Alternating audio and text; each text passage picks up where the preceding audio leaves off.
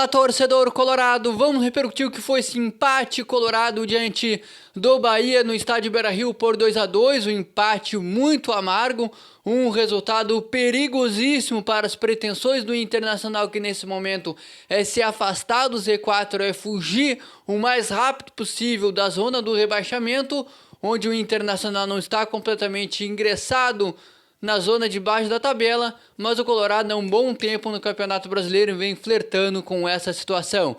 Parece que o Internacional, quando tem as melhores oportunidades de fugir dessa zona desconfortável, o Colorado parece fazer todos os esforços possíveis para se manter nesta situação difícil. Um jogo onde o Internacional simplesmente na segunda etapa abdicou de jogar, chamou o Bahia para o seu campo de defesa e escapou até mesmo de uma derrota, onde um jogo que estava controlado, uma vitória que estava em suas mãos, o Internacional por própria incompetência, que nessa partida, pelo menos nesta partida, a incompetência tem um nome e um sobrenome. Antes de eu continuar fazendo aí essa análise desse empate terrível do Internacional diante do Bahia no Beira-Rio, eu peço que tu te inscreva aqui no canal, ative o sino de notificações e deixa o teu like. Bom, gente, começando com o Internacional, teve duas grandes, boas mudanças na primeira etapa. Uma delas é a mudança de formatação,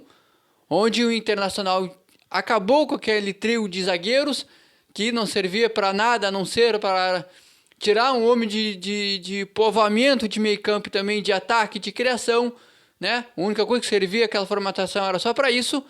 E o Internacional voltou a jogar num bom e velho 4-3-2-1, com dois zagueiros, dois bons zagueiros, Gabriel Mercado e Vitão, na lateral esquerda o Bernabé, na lateral direita o Bruno Gomes, no meio campo com o Luiz Otávio e Thiago Maia, que foram muito bem, pelo menos na primeira etapa, como quase todo o elenco do Internacional foi bem na primeira etapa, com o Alan Patrick centralizado, o Borré e o Vitinho.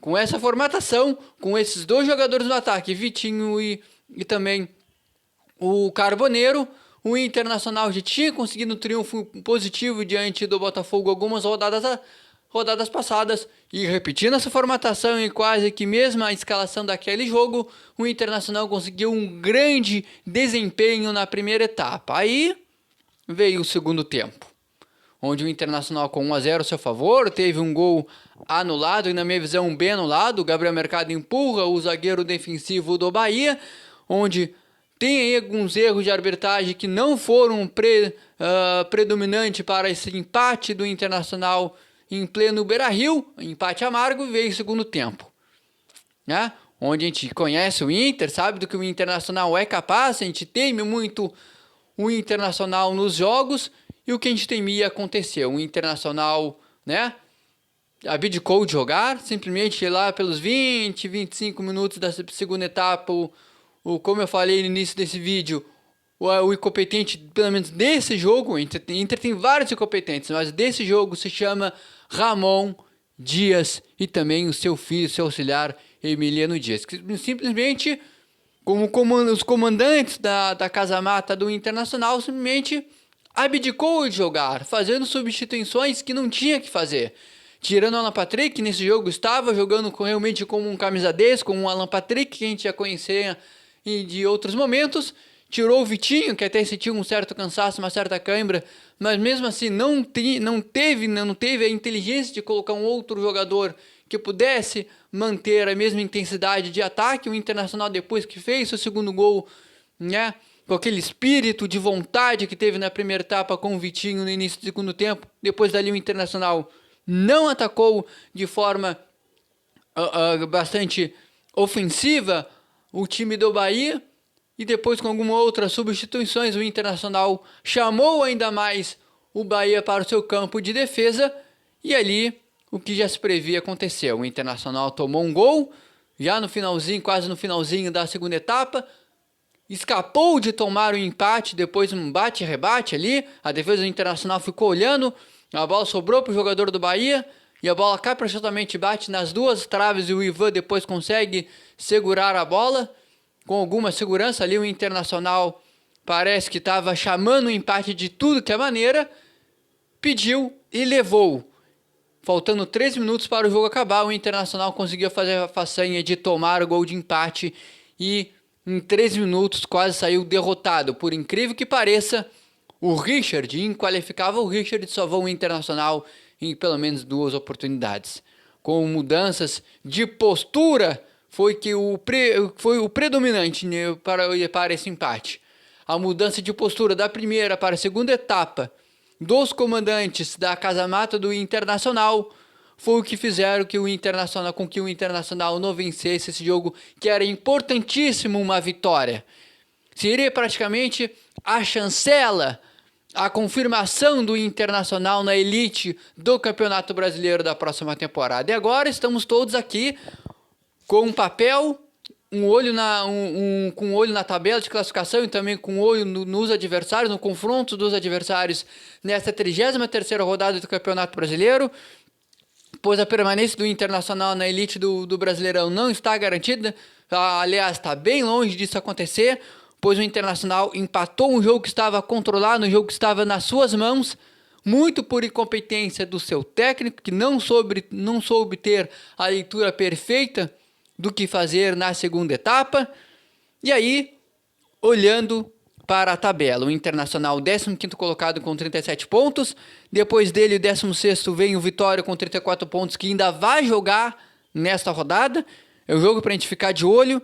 E o Santos, que é o time que abre o Z4, o 17º com 33 pontinhos. O Santos joga amanhã diante do Flamengo às 6h30 da tarde, fora de casa. É improvável uma vitória do Santos, mas não impossível. Se o Santos vencer, vai ser um Deus nos acuda. Pode até mesmo ultrapassar o Internacional, chegar aos 36 pontos, deixar o Internacional na 16ª colocação, dependendo do que o Vitória fizer também na rodada. Estamos todos apavorados.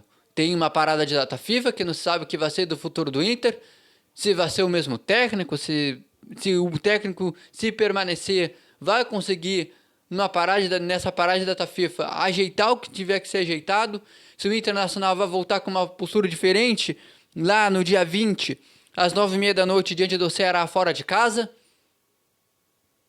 Depois disso, no dia 15, num sábado, o Santos joga mais uma vez um jogo atrasado da 13ª rodada diante do Palmeiras, em casa. Se o Santos vencer esse jogo, vai ser outro Deus nos acuda para o Internacional também. O Inter não consegue vencer de maneira nenhuma. O Inter não consegue vencer jogando mal, o Inter não consegue vencer jogando mais ou menos, não consegue vencer jogando bem, com mudança de postura, com mudança de esquema, com mudança de jogador. Os culpados estão de cima para baixo, desde a direção até os jogadores. Temos que voltar a vencer de qualquer maneira, seja com mudança de postura, de formatação, no para o ímpar, na força, na vontade, na raça. Tem que voltar a vencer de algum jeito. Falta apenas aí 4 ou 5 rodadas para o Campeonato Brasileiro acabar. E o Internacional há muito tempo não sabe o que é vencer e ter uma atuação decente, seja fora ou dentro de casa. No momento que eu gravo esse vídeo, protestos estão sendo feitos por parte de torcida, seja organizadas e também do público em geral, em torno do estádio Beira-Rio, fazendo cobranças fortes ao presidente Alessandro Barcelos, que não acertou nada desde que assumiu o comando da presidência do Internacional. Um presidente que é cercado por decisões erradas, cercado de pessoas que não entendem nada de futebol e parece não entender nada da história do Internacional, do que significa o peso dessa camisa. O nosso corpo diretivo parece que vive no mundo da lua, parece que não tem nada de errado do Internacional. O André Mazzucco, na última vez que o Internacional entrou em campo, na derrota diante do Vitória nesse meio de semana, parece que vivendo no mundo de Nárnia, falando que não entende o porquê desse aclamor todo, se o Internacional estava apenas a 3 pontos do 11º colocado, garantindo vaga em Sul-Americana. O Internacional peleando, né, todo o jogo para pelo menos conseguir fazer um golzinho, não consegue repetir uma escalação, não consegue repetir uma atuação decente. estamos todos aí apavorados com o que pode ser do futuro do Internacional. E temos mais um ano dessa direção incompetente à frente da gestão do Esporte Clube Internacional. O que vai ser do Internacional?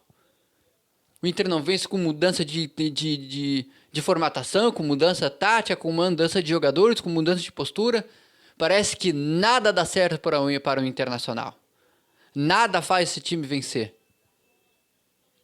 O que vai ser do Esporte Clube Internacional?